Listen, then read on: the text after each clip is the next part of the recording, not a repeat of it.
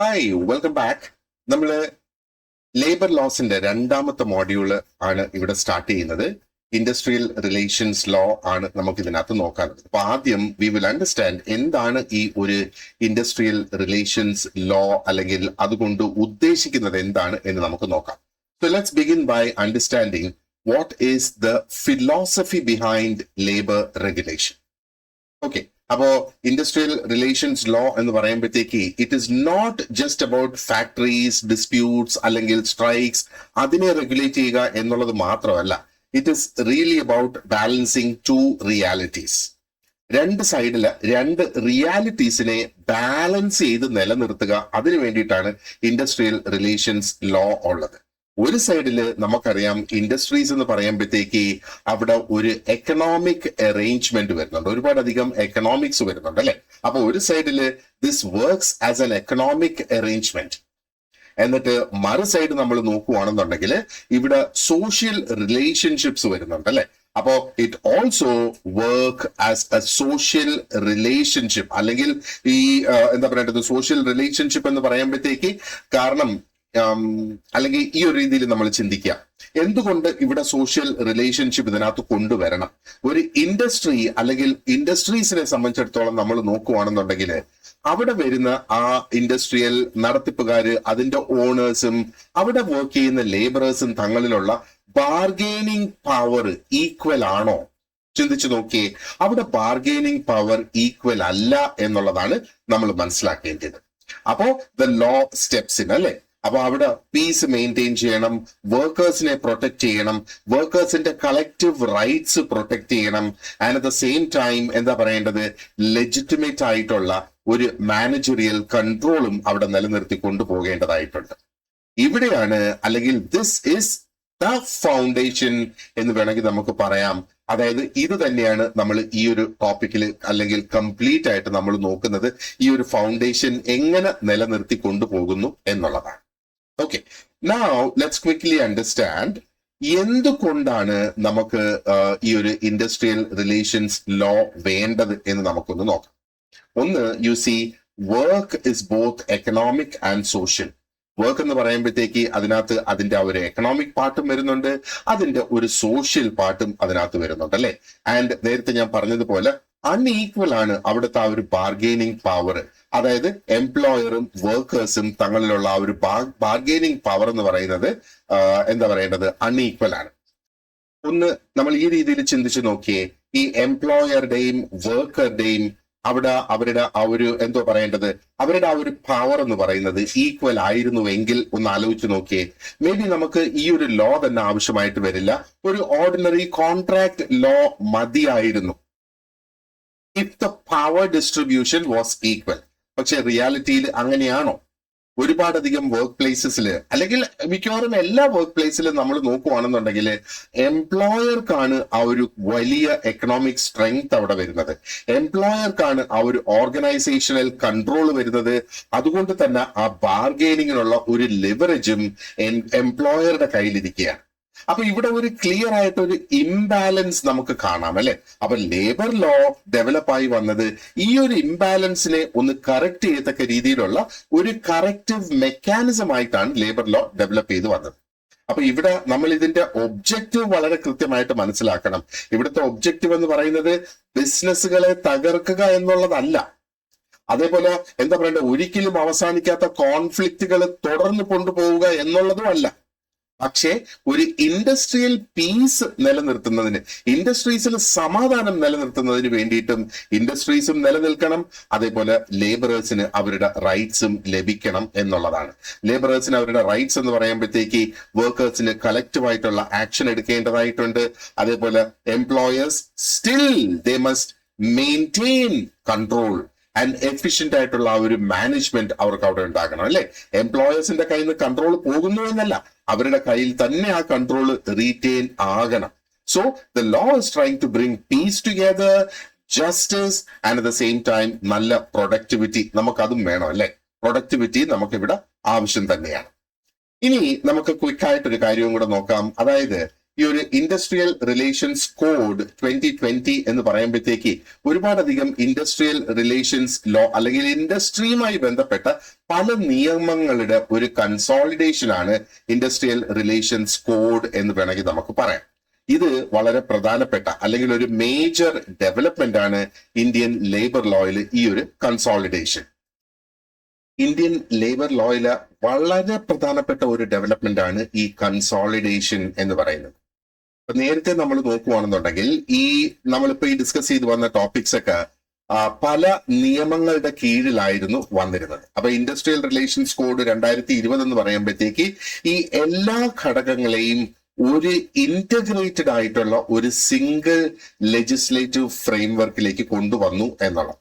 ഇത് വളരെ പ്രധാനപ്പെട്ടതാണ് അല്ലെ? കാരണം എന്താ പറയേണ്ടത്, instead of looking separately at worker organisation, work place governance and dispute settlement. അതായത് ഇവിടെ നമുക്ക് 3 പ്രധാനപ്പെട്ട സംഗതികൾ വരുന്നുണ്ട് അല്ലെ? ഒന്ന് വർക്കേഴ്സിന്റെ ഓർഗനൈസേഷൻസ്, യൂണിയൻസ് പോലെയൊക്കെയുള്ളത്. വർക്ക് പ്ലേസിന്റെ ഗവർണൻസ് അല്ലെ, ഒരു വർക്ക് പ്ലേസ് എങ്ങനെ നടത്തിക്കൊണ്ട് പോകണം എന്നുള്ളത്. ആൻഡ് ഡിസ്പ്യൂട്ട്സ് വരുമ്പോഴത്തേക്ക് അതിന്റെ സെറ്റിൽമെന്റ്. ഇത് പല നിയമങ്ങളിൽ കിടന്നതാണ്. അപ്പോ ഓരോന്നിനും സെപ്പറേറ്റ് ആയിട്ടുള്ള നിയമങ്ങൾ നോക്കുന്നതിന് പകരം ഇപ്പോ ഇതെല്ലാം കണക്റ്റഡ് ആയിട്ട് ഒരൊറ്റ ഇൻഡസ്ട്രിയൽ റിലേഷൻ സിസ്റ്റത്തിനകത്ത് ഒരൊറ്റ നിയമത്തിൽ നമുക്ക് അവൈലബിൾ ആയിട്ടുണ്ട് എന്നുള്ളതാണ്. അപ്പൊ നമ്മൾ ഈ കോഡിനെ പഠിക്കുന്ന സമയത്ത് അല്ലെങ്കിൽ ഈ ഒരു ഇൻഡസ്ട്രിയൽ റിലേഷൻസ് കോഡ് നമ്മൾ പഠിക്കുന്ന സമയത്ത് അതിനെ ജസ്റ്റ് ഒരു കമ്പൈലേഷൻ ആയിട്ട് അല്ലെങ്കിൽ ജസ്റ്റ് അതെല്ലാം കൂടെ കൂട്ടി യോജിപ്പിച്ച് ഒരൊറ്റ പേപ്പറിൽ ഒരൊറ്റ PDF-ലാക്കി എന്നുള്ളത് ധരിക്കുന്നതിന് പകരം നമ്മൾ ഇതിന്റെ പിന്നില് ആ ഒരു ലെജിസ്ലേറ്റീവ് അറ്റംപ്റ്റും അതിന്റെ ആ ഒരു ഉദ്ദേശവും നമുക്ക് ഇവിടെ കാണണം. അതായത് യൂണിഫൈഡ് ആയിട്ടുള്ള ഒരു വിഷനാണ് ഈ ലേബർ റിലേഷൻസിന് ഇവിടെ കൊണ്ടുവന്നിട്ടുള്ളത്. ഇനി നേരത്തെ ഉണ്ടായിരുന്ന ആ ഒരു ലേബർ ലോസ് നമുക്കിപ്പം എങ്ങനെയാണ് അല്ലെങ്കിൽ എന്തൊക്കെയാണ് ഇതിനകത്ത് വന്നതെന്ന് നോക്കുകയാണെങ്കിൽ ട്രേഡ് യൂണിയൻ ആക്ട് 1926, അതേപോലെ ഇൻഡസ്ട്രിയൽ എംപ്ലോയ്മെന്റ്, അതാണ് ഈ സ്റ്റാൻഡിംഗ് ഓർഡേഴ്സ് ആക്ട് എന്ന് പറയുന്നത്, അതും 1946 വന്നതാണ്. ഇൻഡസ്ട്രിയൽ ഡിസ്പ്യൂട്ട്സ് ആക്ട് 1947 വന്നതാണ്. അപ്പോ ഇത് 3ഉം നമ്മൾ നോക്കുകയാണെന്നുണ്ടെങ്കിൽ എന്താ പറയേണ്ടത്, ഇതിനെ 3നെയും കൂടെ കമ്പൈൻ ചെയ്തിട്ടാണ് നമുക്ക് ഇപ്പോ ഈ ഒരു ഇൻഡസ്ട്രിയൽ റിലേഷൻസ് കോഡ് 2020 നമുക്ക് ഇവിടെ വന്നിട്ടുള്ളത്. ഓക്കെ, അപ്പോ ഈ ഒരു എന്താ പറയേണ്ടത് കോഡ് ഇതാണ് ഇപ്പോഴത്തെ നിയമമെങ്കിൽ പോലും ഈ പഴയ ആക്ടുകള് ഇപ്പോഴും അതിന്റെ ആ ഒരു ഡോക്ട്രിനലി അത് വളരെയധികം ഇമ്പോർട്ടന്റ് ആണ് എന്ന് നമ്മൾ ഓർക്കുക. ഡോക്ട്രിനലി എന്ന് ഞാൻ പറയുമ്പോഴത്തേക്ക് അതിന്റെ പിന്നിലുള്ള ആ ഒരു സിദ്ധാന്തമാണ് ഞാൻ ഉദ്ദേശിക്കുന്നത്. അപ്പോ സിദ്ധാന്തപരമായി നമ്മൾ നോക്കുകയാണെന്നുണ്ടെങ്കിൽ ഇപ്പോഴും പഴയ നിയമങ്ങൾ പ്രധാനപ്പെട്ടത് തന്നെയാണ്. പല തരത്തിലുള്ള അല്ലെങ്കിൽ ഒരുപാടധികം ജുഡീഷ്യൽ ഇന്റർപ്രിട്ടേഷൻസ് നമ്മൾ നോക്കുകയാണെന്നുണ്ടെങ്കിൽ അതൊക്കെ ഡെവലപ്പായി വന്നത് ആ ഒരു ഇൻഡസ്ട്രിയൽ ഡിസ്പ്യൂട്ട്സ് ആക്ട് ഉപയോഗിച്ച് തന്നെയാണ് ഡെവലപ്പായി വന്നത്. അത് ഇപ്പോഴത്തെ ഈ ഒരു പ്രസന്റ് ലീഗൽ റീസണിങ്ങിനെയും അത് സ്വാധീനിക്കുന്നതായിട്ട് നമുക്ക് കാണാം. അപ്പൊ ലേബർ ലോയിൽ നമ്മൾ നോക്കുകയാണെന്നുണ്ടെങ്കിൽ ലെജിസ്ലേറ്റീവ് കൺസോളിഡേഷൻ അല്ലെങ്കിൽ ഈ നിയമങ്ങളുടെ കൺസോളിഡേഷൻ എന്ന് പറയുമ്പോഴത്തേക്ക് അതിന്റെ ആ ഒരു ലീഗൽ ഹിസ്റ്ററി അവിടെ നിന്ന് ഡിലീറ്റ് ആയി പോകുന്നില്ല. കംപ്ലീറ്റ്ലി പുതിയതായിട്ട് അങ്ങ് വന്ന ഒരു നിയമമായിട്ടല്ല നമ്മൾ ഇതിനെ കണക്കാക്കേണ്ടത് എന്ന് ഓർക്കുക. ഓക്കെ, ഇനി അടുത്തത് let us see the 3 code areas of the code. അപ്പൊ എങ്ങനെയാണ് ഇതിനകത്ത് ഈ കോഡ് ഏരിയാസ് വന്നത്, അതിന്റെ എന്താ പറയേണ്ടത്, ആ കോഡിനെ നമുക്ക് 3 പ്രധാനപ്പെട്ട ഫങ്ഷണൽ പില്ലേഴ്സ് ആയിട്ട് നമുക്ക് കണക്കാക്കാം. നേരത്തെ ഇത് 3ഉം ഡിഫറെന്റ് നിയമങ്ങളായിരുന്നു അല്ലെ? അപ്പോ ആദ്യം വർക്കേഴ്സിന്റെ ഓർഗനൈസേഷൻ എടുക്കുക. അപ്പൊ വർക്കേഴ്സിന്റെ ഓർഗനൈസേഷൻ എന്ന് പറയുമ്പോഴത്തേക്ക് അത് ട്രേഡ് യൂണിയൻ സംബന്ധമായ നിയമങ്ങളാണ് അതിനകത്ത് വരിക. രണ്ടാമത്തത് ആ ഒരു വർക്ക് പ്ലേസ് ഗവർണൻസ് എന്ന് നമ്മൾ പറഞ്ഞു. അപ്പൊ ഈ വർക്ക് പ്ലേസ് ഗവർണൻസിലാണ് it relates to standing orders. Standing orders മാത്രമല്ല ആ ഒരു ഇന്റേണൽ റൂൾസ് ഓഫ് സർവീസ് ഒക്കെ ഇതിനകത്ത് വരുന്നതാണ്. ഓക്കെ, ഇനി അടുത്തത് വരുന്നത് 3ാമത്തെയാണ് കോൺഫ്ലിക്ട് മാനേജ്മെന്റ് എന്ന് പറയുന്നത്. അപ്പൊ കോൺഫ്ലിക്ട് മാനേജ്മെന്റിനകത്താണ് dispute resolution, strikes, lockouts, ഇതിന്റെയൊക്കെ കാര്യങ്ങൾ അതിനകത്ത് ആണ് ഡിസ്കസ് ചെയ്യുന്നത്. അപ്പോ ഇത് 3ഉം ഒരുമിച്ച് ആണ് എന്താ പറയേണ്ടത്, ആ ഇൻഡസ്ട്രിയൽ റിലേഷൻസ് ലോയുടെ ഒരു കംപ്ലീറ്റ് ആർക്കിടെക്ചർ ആയിട്ട് മാറുന്നത്. ഓക്കെ, അപ്പോ ഇവിടെ എന്താ പറയേണ്ടത്, disputes, it is not about resolving disputes after they arise. നമ്മൾ ആ ഒരു കോൺസെപ്റ്റ് മനസ്സിൽ വെക്കുക. ഒരു ഡിസ്പ്യൂട്ട് ഉണ്ടായതിനു ശേഷം ആ ഡിസ്പ്യൂട്ട് സോൾവ് ചെയ്യാനുള്ള ആ ഒരു ശ്രമത്തിലല്ല ഇത് വരുന്നത്. It is about organising representation and creating order inside the work place. ആ ഒരു വർക്ക് പ്ലേസിൽ എന്താ പറയേണ്ടത്, റെപ്രസെന്റേഷൻ പോസിബിൾ ആക്കണം. റെപ്രസെന്റേഷൻ എന്ന് പറയുമ്പോഴത്തേക്ക് എല്ലാ പാർട്ടികൾക്കും അവരുടെ പങ്ക് പറയാനുള്ള ആ ഒരു അവസരം, അതേപോലെ ഒരു ഒരു ഒരു ഒരു ക്രമം അതിനകത്ത് നിലനിൽക്കണം.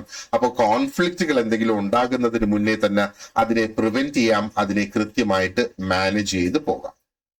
അപ്പോൾ ഇത്രയാണ് ഈ ഒരു ഇൻഡസ്ട്രിയൽ റിലേഷൻസ് കോഡിനെ കുറിച്ച് ബേസിക്കലി നമ്മൾ അറിഞ്ഞിരിക്കേണ്ട സംഗതികൾ. ഓക്കെ, അതായത് അതിന്റെ പിന്നിലുള്ള ആ ഒരു ലോജിക്കും അതിന്റെ സ്ട്രക്ചറും ഒക്കെയാണ് നമ്മൾ ഈ ഡിസ്കസ് ചെയ്തത്. ഇനി നമ്മളൊരു പ്രധാന ഘടകത്തിലേക്ക് കടക്കുവാണ്. ഇവിടെയാണ് ഇൻഡസ്ട്രി എന്ന് പറയുമ്പോൾ ആ ഒരു വാക്കിന്റെ അർത്ഥവും അതിന്റെ പ്രാധാന്യവും എങ്ങനെയാണ് ഇൻഡസ്ട്രിയെ ഈ ഒരു നിയമം കാണുന്നത് എന്ന് നമുക്ക് ഒന്ന് പരിശോധിക്കാം. അപ്പൊ ഇൻഡസ്ട്രി എന്ന് പറയുമ്പോഴത്തേക്ക് പലപ്പോഴും നമ്മുടെ മനസ്സിൽ പെട്ടെന്ന് വരുന്ന ആ ഒരു ചിന്ത എന്ന് പറയുന്നത് ഫാക്ടറീസ് അല്ലെങ്കിൽ എന്തെങ്കിലും മാനുഫാക്ചർ ചെയ്യുന്ന, എന്തെങ്കിലും പ്രൊഡ്യൂസ് ചെയ്യുന്ന ഒരു യൂണിറ്റിനെ കുറിച്ചായിരിക്കും നമ്മുടെ മനസ്സിൽ ഒരു ചിന്ത വരിക, അല്ലെ? അത് ദാറ്റ് ഈസ് ക്വൈറ്റ് നോർമൽ എന്നുള്ളത് തന്നെയാണ്. പക്ഷെ ലീഗലി നമ്മൾ നോക്കുവാണെന്നുണ്ടെങ്കിൽ ഈ ഒരു വാക്കിന് കുറെ കൂടെ വൈഡ് ആയിട്ടുള്ള, കുറെ കൂടെ ടെക്നിക്കൽ ആയിട്ടുള്ള ഒരു അർത്ഥം ഇതിനുണ്ട്. അപ്പോൾ അത് നമ്മൾ വളരെ വ്യക്തമായിട്ട് മനസ്സിലാക്കിയിരിക്കണം. കാരണം അതിന്റെ ചുവട് പിടിച്ച് നമുക്ക് ചോദ്യങ്ങൾ വരാം എന്നുള്ളത്. അപ്പോൾ ആദ്യം ഒരു കാര്യം നമ്മൾ ചിന്തിക്കുക, മനസ്സിലാക്കുക. ഇൻഡസ്ട്രി എന്ന് പറയുന്നത് is a jurisdictional gateway concept. അപ്പൊ എന്താണ് ഈ ഒരു ജുറിസ്ഡിക്ഷണൽ ഗേറ്റ് വേ എന്ന് പറയുന്നത്? അതായത് ഇൻഡസ്ട്രി എന്ന് പറയുമ്പോഴത്തേക്ക് മലയാളത്തിൽ നമുക്ക് വ്യവസായം എന്ന് പറയാം, അല്ലെ? അപ്പൊ ഈ വ്യവസായ എന്നുള്ള ഈ വാക്ക് അതായത് അധികാര പരിധിയിലുള്ള ഒരു കവാടമായി നമുക്ക് ഇതിനെ കണക്കാക്കാം എന്നുള്ളതാണ്. അതായത് പലതരത്തിലുള്ള അധികാരങ്ങളും നിയമങ്ങളും ഉള്ള ഒരു ഏരിയയിലേക്ക് കടക്കുന്ന ഒരു കവാടമാണ് ഈ ഇൻഡസ്ട്രി എന്ന് പറയുന്നത്. ഒരു സംഗതി ഒരു ഇൻഡസ്ട്രി എന്ന് നമുക്ക് പറയാൻ കഴിഞ്ഞാൽ അതിന് ഒരുപാട് നിയമങ്ങളും സംഗതികളും അതിന് ബാധകമാണ് എന്നുള്ളത് ആണ് നമ്മൾ ഇതിനെക്കുറിച്ച് മനസ്സിലാക്കേണ്ടത്. അപ്പോ ഇവിടെ നമ്മൾ മനസ്സിലാക്കേണ്ട മറ്റൊരു കാര്യം എന്ന് പറയുന്നത് ഇവിടെയാണ് ഒരു തീരുമാനം വരുന്നത്. അതായത് ഈ സ്പെഷ്യലൈസ്ഡ് ആയിട്ടുള്ള institutions of industrial relations law ഇവിടെ അപ്ലൈ ചെയ്യുമോ ഈ ഒരു പെർട്ടിക്കുലർ ആക്ടിവിറ്റിക്ക്, അല്ലെങ്കിൽ ഈ ഒരു പെർട്ടിക്കുലർ എസ്റ്റാബ്ലിഷ്മെന്റിന്, അല്ലെങ്കിൽ ഈ ഒരു സ്ഥാപനം ഈ നിയമത്തിന്റെ പരിധിയിൽ വരുമോ ഇല്ലയോ എന്നുള്ളത് ഇൻഡസ്ട്രി എന്ന വാക്കിന്റെ അർത്ഥം നമ്മൾ മനസ്സിലാക്കുമ്പോഴാണ് അത് നമുക്ക് ചെയ്യാനായിട്ട് സാധിക്കുക. അപ്പോ ഇത് നമുക്ക് കാണാതെ പഠിച്ചു വെക്കേണ്ട ഒരു ഡെഫിനിഷൻ അല്ല എന്ന് പ്രത്യേകം ഓർക്കുക. ഇതൊരു ത്രെഷ്ഹോൾഡ് കോൺസെപ്റ്റ് ആണ്. ത്രെഷോൾഡ് കോൺസെപ്റ്റ് എന്ന് പറയുമ്പോഴത്തേക്ക് ഇവിടെ ഒരു പരിധിയെ കുറിച്ചാണ് ഇവിടെ സംസാരിക്കുന്നതെന്ന് നമ്മൾ ഓർക്കുക. ഓക്കെ, അപ്പോ എന്താണ് ആ ഒരു പരിധി എന്ന് പറയുന്നത്? ആ പരിധിയിലേക്ക് നമുക്ക് കടക്കാം. അപ്പോ ഞാനിവിടെ പറയാൻ ഉദ്ദേശിക്കുന്നതെന്ന് പറയുന്നത് അതായത് ഒരു ആക്ടിവിറ്റി അല്ലെങ്കിൽ ഒരു സ്ഥാപനം ചെയ്യുന്ന ഒരു പ്രവർത്തനം അതിനെ ഇൻഡസ്ട്രി എന്ന ഒരു ക്ലാസിഫിക്കേഷൻ ലഭിച്ചു കഴിഞ്ഞാൽ അവിടെ ഒരു കംപ്ലീറ്റ് ഹോൾ ലീഗൽ ഫ്രെയിംവർക്ക് അവർക്ക് അവൈലബിൾ ആയി വരും എന്നുള്ളത്. അല്ലെങ്കിൽ ഈ ലീഗാലിറ്റി അല്ലെങ്കിൽ ഈ ഇൻഡസ്ട്രിയൽ റിലേഷൻസ് കോഡ് പിന്നെ ആ ഒരു സ്ഥാപനത്തിന് ആപ്ലിക്കബിൾ ആയി വരും. അപ്പൊ ഇത് സ്പെസിഫിക് ആയിട്ട് ഞാൻ പറയാൻ കാരണമുണ്ട്. അതായത് ചില സംഗതികൾ, ചില സ്ഥാപനങ്ങൾ ഈ ഒരു നിർവചനത്തിൽ അല്ലെങ്കിൽ ഈ ഒരു ഡെഫിനിഷനിൽ നിന്ന് എക്സ്ക്ലൂഡഡ് ആണ്. അത് ആ പോയിന്റ് പറയുമ്പോഴത്തേക്ക് എന്തുകൊണ്ട് ഞാൻ ഇതൊരു ഗേറ്റ് വേ എന്ന് പറഞ്ഞു, അല്ലെങ്കിൽ ഈ നിയമങ്ങളൊക്കെ ആപ്ലിക്കബിൾ ആകുന്ന ഒരു ഗേറ്റ് വേ ആയി മാറുന്നു എന്ന് ഞാൻ പറഞ്ഞതിന്റെ അർത്ഥം നമുക്ക് അന്നേരം മനസ്സിലാകും.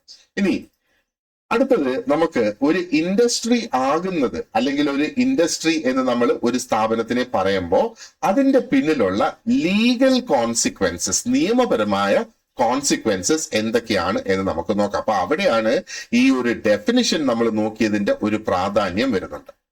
ഓക്കെ, അപ്പോ ഒരിക്കൽ ഒരു സ്ഥാപനം അല്ലെങ്കിൽ ഒരു എസ്റ്റാബ്ലിഷ്മെന്റ് അതിനെ ഒരു ഇൻഡസ്ട്രിയുടെ പരിധിയിൽ കൊണ്ടുവന്നു കഴിഞ്ഞാൽ it comes within the sphere of labour adjudication. Okay, അതായത് എന്താ പറയേണ്ടത്, പല തരത്തിലുള്ള തൊഴിലിന്റെ വിധി നിർണയത്തിന്റെ ആ ഒരു പരിധിയിൽ വരും. എന്ന് പറഞ്ഞാൽ വിധി നിർണയിക്കണമെങ്കിൽ അതാണ് ലേബർ അഡ്ജുഡിക്കേഷൻ എന്ന് പറയുമ്പോഴത്തേക്ക് ആ തൊഴിൽപരമായ വിധി നിർണയം എന്ന് നമ്മൾ സിമ്പിൾ ആയിട്ടുള്ള മലയാളത്തിൽ നമ്മൾ അങ്ങനെ മനസ്സിലാക്കി. അപ്പൊ വിധി നിർണയം വരണമെങ്കിൽ അവിടെ എന്ത് വേണം? അവിടെ നിയമം വേണം. ആ ഒരു നിയമത്തെ അടിസ്ഥാനപ്പെടുത്തിയിട്ടാണ് അവിടെ വിധി നിർണയിക്കുന്നത്, അല്ലെ? അപ്പൊ ആ ഒരു നിയമത്തിന്റെ പരിധിയിൽ വരുന്നു എന്നുള്ളത് തന്നെയാണ് ഇവിടെ വീണ്ടും നമുക്ക് പറയാനായിട്ട് സാധിക്കുക. അപ്പോ ആ ഒരു നിയമത്തിന്റെ പരിധിയിൽ വന്നു കഴിഞ്ഞാൽ പിന്നെ എന്തൊക്കെയാണ് അവിടെ അവൈലബിൾ ആയിട്ട് അവർക്ക് കിട്ടുക? ഇവിടെ കൺസിലിയേഷൻ ഓഫീസേഴ്സ് അവിടെ പിന്നെ അവൈലബിൾ ആകും, ആർബിട്രേറ്റേഴ്സ് അവിടെ അവൈലബിൾ ആകും, ട്രൈബ്യൂണൽസ് അവിടെ അവൈലബിൾ ആകും, മറ്റ് പലതരത്തിലുള്ള ഡിസ്പ്യൂട്ട് സെറ്റിൽമെന്റ് മെക്കാനിസവും അവിടെ അവർക്ക് അവൈലബിൾ ആകും എന്നുള്ളതാണ്. അപ്പൊ നമ്മൾ കൺസിലിയേഷൻ ഓഫീസേഴ്സ് എന്ന് പറയുമ്പോഴത്തേക്ക് അനുരഞ്ജനത്തിന് വേണ്ടിയിട്ട് വരുന്ന ഉദ്യോഗസ്ഥരാണത്. അപ്പോ ഒരു അനുരഞ്ജനം എപ്പോഴാണ് ഉണ്ടാകുന്നത്?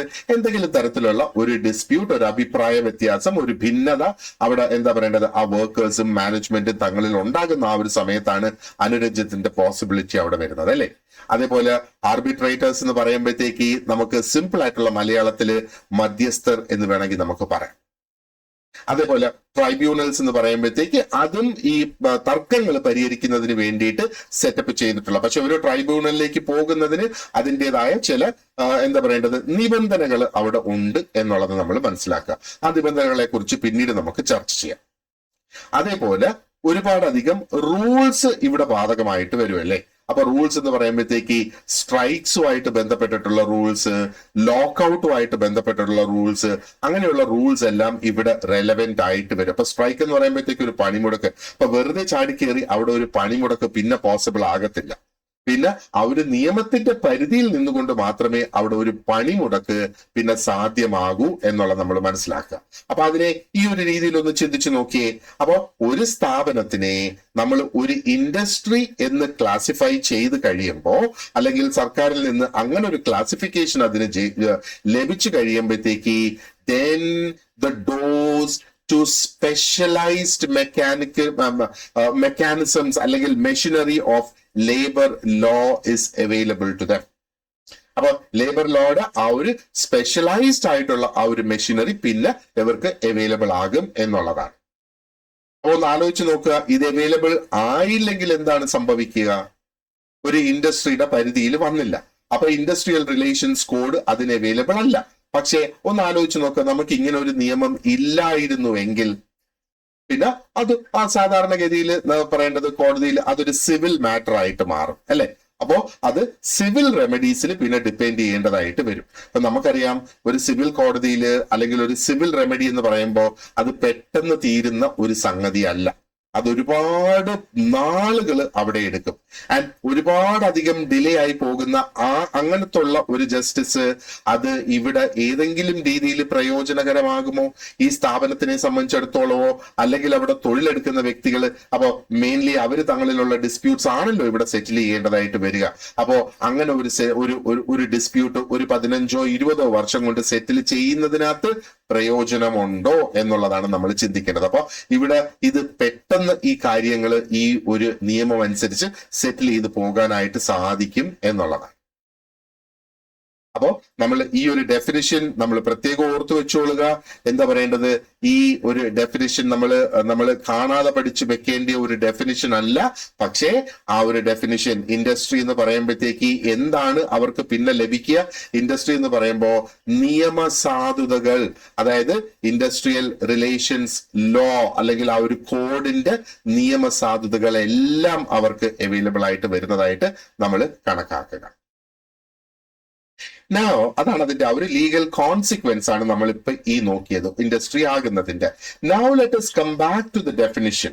ആ ഒരു ഇൻഡസ്ട്രിയൽ റിലേഷൻസ് കോഡില് 2020 വന്ന ഇൻഡസ്ട്രിയൽ റിലേഷൻസ് കോഡില് എങ്ങനെയാണ് ഇൻഡസ്ട്രിയെ ഡിഫൈൻ ചെയ്തേക്കുന്നത് എന്ന് നമുക്കൊന്ന് നോക്കാം. ഓക്കെ, അപ്പോ ആ ഒരു സ്റ്റാറ്റ്യൂട്ടറി ഐഡിയ ആണ്, അല്ലെങ്കിൽ ആ ഒരു നിയമത്തിലുള്ള ആ ഒരു ഐഡിയ ആണ് നമ്മൾ ഇവിടെ നോക്കുന്നത്. അപ്പൊ ഈ കോഡില് ഇൻഡസ്ട്രിയെ ഡിഫൈൻ ചെയ്തേക്കുന്നത് ഒന്ന് ഒരു സിസ്റ്റമാറ്റിക് ആക്ടിവിറ്റി ആയിട്ടാണ്.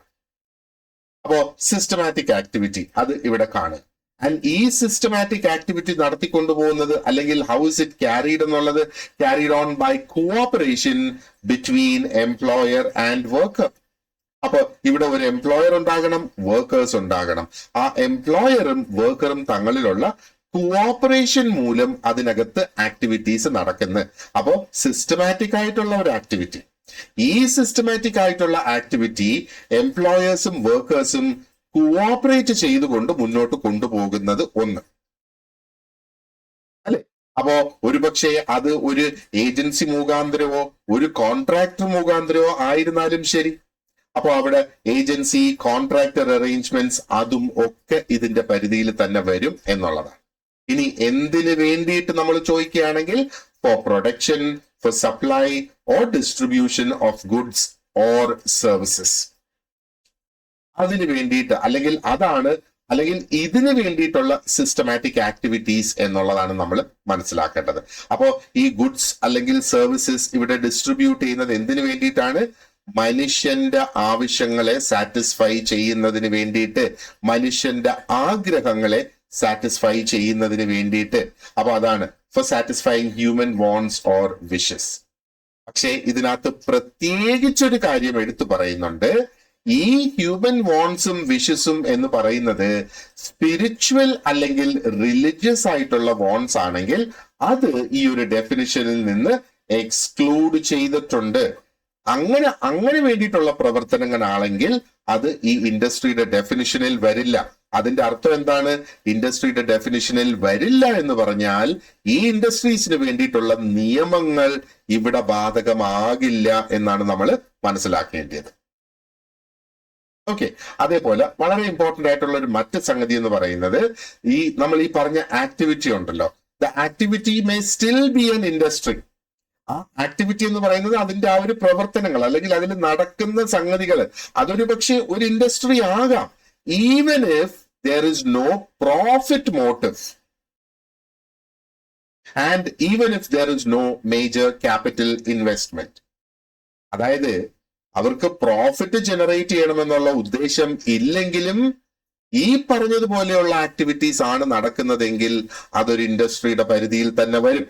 അതായത് കോടതിയിൽ വന്നിട്ട് അവർക്ക് പറയാൻ കഴിയില്ല ഞങ്ങൾ പ്രോഫിറ്റിന് വേണ്ടിയിട്ടല്ല പ്രവർത്തിക്കുന്നത്, അതുകൊണ്ട് ഞങ്ങൾ ഇൻഡസ്ട്രി അല്ല. നിയമം പറയുന്നത് നിങ്ങൾ ഈ പറഞ്ഞ സിസ്റ്റമാറ്റിക് ആക്ടിവിറ്റി ആണോ, അവിടെ കോഓപ്പറേഷൻ ഉണ്ടോ എംപ്ലോയറും വർക്കറും തങ്ങളില്, ആൻഡ് അവിടെ നിങ്ങൾ ഏജൻസിനെയോ കോൺട്രാക്ടറെയോ ചിലപ്പോൾ അത് കോൺട്രാക്ട് ബേസിസിലായിരിക്കും ചെയ്യുക, അല്ലെങ്കിൽ കോൺട്രാക്ട് ബേസിസിലല്ലായിരിക്കും ചെയ്യുന്നത്, അല്ലെങ്കിൽ ഒരു ഏജൻസി ഉപയോഗിച്ചിട്ടായിരിക്കും ചെയ്യുക, അതായത് ഈ ഔട്ട്സോഴ്സ് ഒക്കെ ചെയ്ത് ചിലപ്പോൾ അങ്ങനെ അല്ലായിരിക്കും. പക്ഷേ നിങ്ങൾ അവിടെ ആൾക്കാരെ വെച്ചിട്ട് production, supply, distribution of goods or services മനുഷ്യന്റെ ആവശ്യങ്ങളെ നിറവേറ്റുന്നതിന് വേണ്ടിയിട്ട് ചെയ്യുന്നുണ്ടോ, അതിനകത്ത് നിന്ന് സ്പിരിച്വലും റിലീജിയസും നമുക്ക് ഒഴിവാക്കാം. അതല്ലാതെയുള്ള എന്തെങ്കിലും ആക്ടിവിറ്റി അവിടെ നടക്കുന്നുണ്ടെങ്കിൽ അത് ഇൻഡസ്ട്രിയുടെ പരിധിയിൽ വരും. അതായത് ഞങ്ങൾ പ്രോഫിറ്റിന് വേണ്ടിയിട്ടല്ല ഈ സ്ഥാപനം നടത്തുന്നതെന്നോ അല്ലെങ്കിൽ ഞങ്ങൾക്ക് ഇതിനകത്ത് വലിയ മുതൽ മുടക്കൊന്നുമില്ല എന്ന് പറഞ്ഞതുകൊണ്ടോ അത് ഇൻഡസ്ട്രിയുടെ പരിധിയിൽ വരാതെ ഇരിക്കില്ല. പക്ഷേ സ്പിരിച്വൽ ആൻഡ് റിലീജിയസ് ആക്ടിവിറ്റി ആണ് അതിന്റെ പിന്നിൽ നടക്കുന്നതെങ്കിൽ അത് ഇൻഡസ്ട്രിയിൽ നിയമത്തിന്റെ പരിധിയിൽ വരില്ല എന്നുള്ളതാണ്. അപ്പോ ഇത് എന്താ നമ്മളെ കാണിക്കുന്നത്? അതായത് ഇവിടെ ഈ ഒരു നിയമം എന്ന് പറയുന്നത് അതിന്റെ ഫോക്കസ് എന്ന് പറയുന്നത് is on the nature of the organised work relationship. ആ ഒരു ഓർഗനൈസ്ഡ് ആയിട്ടുള്ള ആ ഒരു വർക്ക് റിലേഷൻഷിപ്പിന്റെ സ്വഭാവം എന്താണെന്നുള്ളതാണ് മാത്രമാണ് ഇവിടെ കണക്കിലെടുക്കുന്നത്.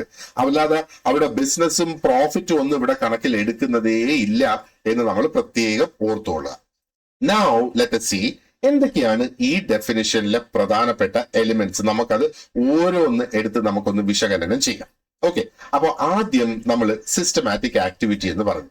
അപ്പൊ എന്താണ് ഈ സിസ്റ്റമാറ്റിക് ആക്ടിവിറ്റി കൊണ്ട് ഉദ്ദേശിക്കുന്നത്? അതായത് ഓർഗനൈസ്ഡ് ആയിട്ടുള്ള കണ്ടിന്യൂസ് ആയിട്ടുള്ള ഒരു കൃത്യമായിട്ടുള്ള ഒരു സ്ട്രക്ചർ ഫോളോ ചെയ്യുന്ന ഒരു സംഗതി, അതാണ് സിസ്റ്റമാറ്റിക് ആക്ടിവിറ്റി എന്ന് പറയുന്നത്. അതല്ലാതെ വല്ലപ്പോഴും കൂടി നടക്കുന്നയോ അല്ലെങ്കിൽ ജസ്റ്റ് അങ്ങനെ ആയിപ്പോയതോ ആയിട്ടുള്ള ഒരു സംഗതി സിസ്റ്റമാറ്റിക് ആക്ടിവിറ്റിയുടെ പരിധിയിൽ വരില്ല എന്നുള്ളത് നമ്മൾ ഓർക്കുക. അപ്പോ കണ്ടിന്യൂറ്റി ഉണ്ടായിരിക്കണം എന്ന് പറഞ്ഞാൽ തുടർച്ചയായിട്ട് അവരിത് ചെയ്തുകൊണ്ടിരിക്കണം. അതിനൊരു സ്ട്രക്ചർ ഉണ്ടായിരിക്കണം. ഒരു സ്ട്രക്ചർ എന്ന് പറഞ്ഞാൽ എന്താ പറയേണ്ടത്? ഇന്ന സമയത്ത് തുടങ്ങുന്ന, ഇന്ന സമയത്ത് അവസാനിക്കുന്ന, ഇന്നത് അത് പ്രൊഡ്യൂസ് ചെയ്യുന്ന, അങ്ങനെയൊക്കെയുള്ള ഒരു സ്ട്രക്ചർ, ആരെന്ത് ചെയ്യണം എന്നൊക്കെയുള്ള ഒരു സ്ട്രക്ചർ. അപ്പൊ ഓർഗനൈസ്ഡ് ആയിരിക്കണം, സ്ട്രക്ചേർഡ് ആയിരിക്കണം, കണ്ടിന്യൂസ് ആയിരിക്കണം. അതാണ് സിസ്റ്റമാറ്റിക് ആക്ടിവിറ്റി എന്ന് ഉള്ളത് കൊണ്ട് ഉദ്ദേശിക്കുന്നത്. രണ്ടാമത്തത് അവിടെ കോഓപ്പറേഷൻ ഉണ്ടായിരിക്കണം ബിറ്റ്വീൻ എംപ്ലോയർ ആൻഡ് വർക്കർ. അപ്പൊ ഇവിടെ ഈ ഒരു കോഓപ്പറേഷൻ എന്ന വാക്ക് നമ്മൾ പ്രത്യേകം ഓർക്കുക. ഓക്കെ, കാരണം കോഓപ്പറേഷനിൽ മാത്രമേ നമുക്ക് ഒരു വ്യക്തിയെ ജോലിക്ക് വെക്കാനായിട്ട് സാധിക്കുകയുള്ളൂ, അല്ലെങ്കിൽ ഒരു സ്ഥാപനത്തിന് ഒരു വ്യക്തിയെ ജോലിക്ക് വെക്കാനായിട്ട് സാധിക്കുകയുള്ളൂ. അത് നമ്മൾ ഓർത്തോളുക. അല്ലെങ്കിൽ പണ്ടത്തെ പോലെ ആ ഒരു സ്ലേവ്സിനെ കൊണ്ടുവന്ന് ജോലി ചെയ്യിപ്പിക്കുന്ന പ്രവണത ഒന്നും ഇല്ല, അല്ലെ? അതുകൊണ്ടാണ് ഈ കോഓപ്പറേഷൻ എന്ന വാക്ക് വളരെയധികം പ്രധാനപ്പെട്ടതാകുന്നത്. ആൻഡ് ഈ ലേബർ ലോ എന്ന് പറയുന്നത് തന്നെ ഇസ് റിലേഷണൽ, അല്ലെ? ആ ഒരു employer employee relation, you think about that. ആ ഒരു രീതിയിൽ നമ്മൾ ചിന്തിക്കുമ്പോഴത്തേക്ക് ആ ഒരു കോഓപ്പറേഷൻ ഇവിടെ വളരെ പ്രധാനപ്പെട്ടതാണ്.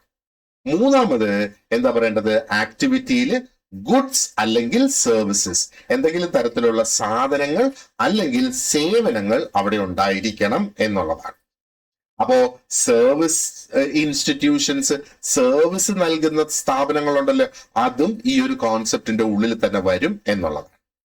നാലാമത് ഈ ചെയ്തുകൊണ്ടിരിക്കുന്ന ആക്ടിവിറ്റീസ് എന്ന് പറയുന്നത് അത് ഹ്യൂമൻ വോൺസിനെ സാറ്റിസ്ഫൈ ചെയ്യാൻ, മനുഷ്യന്റെ ആവശ്യങ്ങളെയോ മനുഷ്യന്റെ ആഗ്രഹങ്ങളെയോ സാറ്റിസ്ഫൈ ചെയ്യുന്നതിന് വേണ്ടിയിട്ടായിരിക്കണം. എന്നാൽ മനുഷ്യന്റെ ആവശ്യങ്ങളും ആഗ്രഹങ്ങളും തന്നെയാണ് സ്പിരിച്വൽ അല്ലെങ്കിൽ റിലിജിയസ് വോൺസ് എന്ന് പറയുന്നത്. അപ്പൊ ഈ സ്പിരിച്വൽ ആൻഡ് റിലിജിയസ് വോൺസ് അതിനകത്ത് പെടുന്നില്ല. അതായത് ആ ഒരു സ്ഥാപനം നടക്കുന്നത് സ്പിരിച്വൽ ആവശ്യങ്ങൾക്ക് അല്ലെങ്കിൽ റിലിജിയസ് ആവശ്യങ്ങൾക്കാണെങ്കിൽ അത് ഈ ഒരു ഡെഫിനിഷന്റെ പരിധിയിൽ നിന്ന് മാറ്റിവെച്ചിരിക്കുന്നു എന്നുള്ളതാണ്. ആൻഡ് ഫൈനലി ഒന്നും കൂടെ നമ്മൾ ഓർക്കുക, ഇവിടെ പ്രോഫിറ്റ് മോട്ടീവ്, അവിടെ പ്രോഫിറ്റ് ഉണ്ടാക്കണം എന്നുള്ള ഒരു മോട്ടീവ് അല്ലെങ്കിൽ അങ്ങനെ ഒരു ഉദ്ദേശം ഉണ്ടാകണം എന്ന് നിർബന്ധമില്ല. ഞാൻ നേരത്തെ പറഞ്ഞതുപോലെ ഞങ്ങൾ പ്രോഫിറ്റ് ഒന്നും ഉണ്ടാക്കുന്നില്ല, അതുകൊണ്ട് ഞങ്ങളൊരു ഇൻഡസ്ട്രി അല്ല എന്ന് പറയാനായിട്ട് സാധിക്കില്ല. അതേപോലെ ക്യാപിറ്റൽ ഇന്റൻസ് അല്ല, ഞങ്ങൾക്ക് ക്യാപിറ്റൽ മുതൽ മുടക്കൊന്നും ഇതിനില്ല എന്ന് പറഞ്ഞാലും അവിടെ അത് ബാധകമല്ല. അതായത് പ്രോഫിറ്റ് അല്ലെങ്കിൽ ക്യാപിറ്റൽ എന്നുള്ള ഈ രണ്ട് സംഗതികള് അതിന്റെ ഡെഫിനിഷനെ സ്വാധീനിക്കുന്നില്ല എന്നുള്ളത്. അപ്പൊ അതിന്റെ അർത്ഥം നമ്മൾ മനസ്സിലാക്കേണ്ടത്, ഒരു നോൺ പ്രോഫിറ്റ് ഓർഗനൈസേഷൻ സെറ്റപ്പ് ആയിരുന്നാൽ പോലും അത് എന്താ പറയേണ്ടത്, it will fall under the concept, അതായത് ഇൻഡസ്ട്രി എന്ന കോൺസെപ്റ്റിൽ വരും. അതായത് അതിന്റെ ഫങ്ഷണൽ എലിമെന്റ്സ് പ്രസന്റ് ആണെങ്കിൽ. എന്താണ് ഫങ്ഷണൽ എലിമെന്റ്സ് എന്ന് പറയുന്നത്? ഗുഡ്സ് ആൻഡ് സർവീസസ് അവിടെ വരണം, സാറ്റിസ്ഫാക്ഷൻ ഓഫ് ഹ്യൂമൻ നീഡ്സും വാണ്ട്സും വരണം, എംപ്ലോയർ വർക്കർ കോഓപ്പറേഷൻ ഉണ്ടായിരിക്കണം, സിസ്റ്റമാറ്റിക് ആയിട്ടുള്ള ആക്ടിവിറ്റി ആയിരിക്കണം അവിടെ നടക്കുന്നത്. അപ്പൊ ഈ പ്രോഫിറ്റും ക്യാപിറ്റലും ഇതിന് ബാധകമല്ല എന്നുള്ളത് നമ്മൾ ഓർത്തോളുക. ഇനി ഞാൻ നേരത്തെ പറഞ്ഞതുപോലെ ഇതിനകത്ത് കുറച്ച് എക്സ്ക്ലൂഷൻസ് ഉണ്ട്. സ്റ്റാറ്റ്യൂട്ടറി എക്സ്ക്ലൂഷൻസ് നിയമം എക്സ്ക്ലൂഡ് ചെയ്തിരിക്കുന്ന ചില സംഗതികൾ ഇവിടെ ഉണ്ട്. അപ്പൊ ഈ ഒരു ഡെഫിനിഷൻ നമ്മൾ കണ്ടത് വളരെ ബ്രോഡ് ആയിട്ടുള്ള ഒരു ഡെഫിനിഷനാണ്. പക്ഷെ അതിന്റെ അർത്ഥം അത് അൺലിമിറ്റഡ് ആണ് എന്നല്ല, അതിന് ചില പരിധികളുണ്ട്, ചില ലിമിറ്റ് ഉണ്ട്. അപ്പൊ ഈ കോഡില് വളരെ കൃത്യമായിട്ട് ചില ആക്ടിവിറ്റീസിനെയും ചില സ്ഥാപനങ്ങളെയും ഈ ഒരു നിയമത്തിന്റെ പരിധിയിൽ നിന്ന് ഒഴിവാക്കിയിട്ടുണ്ട്. അപ്പോ ഇത് എന്തൊക്കെ തരത്തിലുള്ള സ്ഥാപനങ്ങളാണ്? ഒന്നുകിൽ കംപ്ലീറ്റ് ആയിട്ടോ അല്ലെങ്കിൽ ഒരു വലിയ ഒരു പങ്ക് അല്ലെങ്കിൽ സബ്സ്റ്റാൻഷ്യൽ ആയിട്ടുള്ള ഒരു എൻഗേജ്മെന്റ് അവർക്ക് ഒന്നുകിൽ ചാരിറ്റബിൾ പ്രവൃത്തിയിലോ അല്ലെങ്കിൽ സോഷ്യൽ വർക്കിലോ അല്ലെങ്കിൽ ഫിലാന്ത്രോപ്പിക് സർവീസിലോ അവർക്ക് ഉണ്ടായിരിക്കണം എന്നുള്ളത്. ഫിലാന്ത്രോപ്പി എന്ന് പറയുമ്പോഴും അത് ഒരു പരിധിവരെ എന്താ പറയേണ്ടത്, സാമൂഹിക സേവനങ്ങൾ തന്നെയാണ്, അല്ലെങ്കിൽ ജീവകാരുണ്യ സേവനങ്ങൾ എന്ന് വേണമെങ്കിൽ നമുക്ക് പറയാം. അപ്പോ അത് ഒഴിവാക്കിയിട്ടുണ്ട് ഈ ഒരു അധികാര പരിധിയിൽ നിന്ന്. ഓക്കെ, അതേപോലെ എക്സ്ക്ലൂഡ് ചെയ്തിരിക്കുന്നതാണ് sovereign functions of the government എന്നുള്ളത്. അപ്പൊ എന്തൊക്കെയാണ് സോവറിൻ ഫങ്ഷൻസ് എന്ന് പറയുമ്പോഴത്തേക്ക്? ഡിഫൻസ് റിസർച്ച് വരുന്നുണ്ട്, അറ്റോമിക് എനർജി വരുന്നുണ്ട്, സ്പേസ് ഡിപ്പാർട്ട്മെന്റ്സ് ഇതിന്റെ ഭാഗമായിട്ട് വരുന്നുണ്ട്, അതേപോലെ പലതരത്തിലുള്ള ഡൊമസ്റ്റിക് സർവീസും ഇതിന്റെ ഭാഗമായിട്ട് വരുന്നുണ്ട് എന്നുള്ളതാണ്. അപ്പോ സോവറിൻ എന്ന് പറയുമ്പോഴത്തേക്ക് എന്താണ്? അത് ആ ഒരു എന്താ പറയണ്ടേ, സർക്കാരിന്റെ പരമാധികാരമുള്ളത്. അതിപ്പോ നമുക്കറിയാം ഇന്ത്യ ഒരു സോവറിൻ സ്റ്റേറ്റ് ആണ്. അതായത് ഇന്ത്യ എന്ന രാജ്യത്തിനുള്ളിൽ എന്ത് ചെയ്യണം, അല്ലെങ്കിൽ വിദേശത്തായിരുന്നാലും ശരി ഇന്ത്യ എന്ത് ചെയ്യണമെന്ന് ആ ഒരു തീരുമാനങ്ങളിലേക്ക് എത്തുന്നതിനുള്ള പരമാധികാരം, അതാണ് സോവറിനിറ്റി എന്ന് പറയുന്നത്, അല്ലെ? അപ്പോ ഈ പറഞ്ഞതുപോലെ എന്താ പറയേണ്ടത്, പ്രതിരോധത്തിന് വേണ്ടിയിട്ടുള്ള ഗവേഷണം, ആണവോർജം, അത് തന്നെയല്ലേ അറ്റോമിക് എനർജി എന്ന് പറയുന്നത്, അതേപോലെ ബഹിരാകാശ ഗവേഷണം, അങ്ങനെയുള്ള വകുപ്പുകളെയൊക്കെ ഇതിൽ നിന്ന് ഒഴിവാക്കിയിരിക്കുന്നു എന്നുള്ളതാണ്. അതോടൊപ്പം central government may also notify other activities as well. മറ്റെന്തെങ്കിലും ആക്ടിവിറ്റീസ് സെൻട്രൽ ഗവൺമെന്റിന് ഇതിന്റെ പരിധിയിൽ കൊണ്ടുവരണമെന്നുണ്ടെങ്കിൽ അതും സെൻട്രൽ ഗവൺമെന്റ് സമയാസമയം അത് നോട്ടിഫൈ ചെയ്യും എന്നുള്ളത്. അപ്പൊ ഈ എക്സ്ക്ലൂഷൻസ് എന്താണ് സൂചിപ്പിക്കുന്നത്?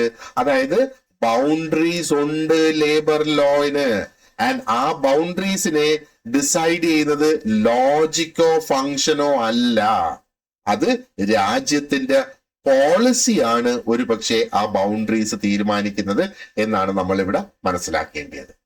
Okay, so this is about the definition of industry and industrial relations ലോയുടെ ഒരു എന്താ പറയണ്ടേ ഒരു ഇൻട്രൊഡക്ഷൻ ആയിട്ട് കണക്കാക്കുക. ഇനി അടുത്തത് നമുക്ക് നോക്കാനുള്ളത് ഒരു ഇൻഡസ്ട്രിയൽ എസ്റ്റാബ്ലിഷ്മെന്റിൽ മിക്സ്ഡ് ആയിട്ടുള്ള ആക്ടിവിറ്റീസ് ആണ് നടക്കുന്നതെങ്കിൽ എങ്ങനെ അത് വരും എന്നുള്ളത്. We will discuss that in the next part of the video. So thank you very much for watching this lesson, and you have an excellent day ahead. See you in the next class.